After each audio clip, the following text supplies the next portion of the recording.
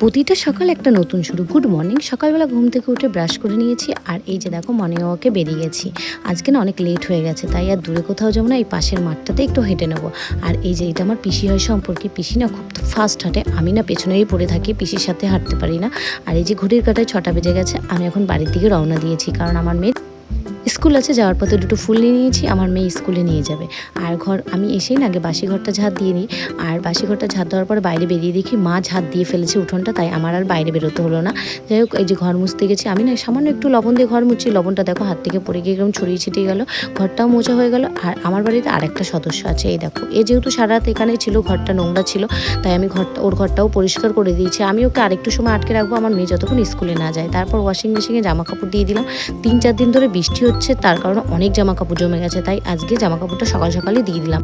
একটু ছাদে চলে গেলাম, ভেবেছিলাম গাছে জল দেবো, গিয়ে দেখি গাছের গোড়া ভেজা রয়েছে। তারপর তাড়াতাড়ি করে স্নান করতে চলে গেলাম। টাইম কিন্তু এগিয়ে যাচ্ছে, আমার মেয়ের স্কুল যাওয়ার টাইমও চলে আসছে। তারপর আমি তাড়াতাড়ি করে ওর জন্য ভাত রান্না করলাম, ভাতটা বসিয়ে দিলাম। আমার ওর জন্য এখনও টিফিন বানাতে হবে, আর ভাতটা আমি প্রেশার কুকারে বসাই, আমার একটু তাড়াতাড়ি হয়। আর এই যে টিফিনও আমার রেডি হয়ে গেছে। টিফিনে আজকেও আমার কাছে এইগুলোই চেয়েছিল। আমার মেয়ে না আজকে একটু তাড়াতাড়ি ঘুম থেকে উঠে গেছে। এই ফাঁকে ও বাথরুমে গেছে, এই ফাঁকে আমি ওর ব্যাগটাও গুছিয়ে নিয়েছি। ব্যাগ গোছানো বলতে টিফিন বক্স, জলের বোতল, বই টই তো সেরকম কিছুই থাকে না।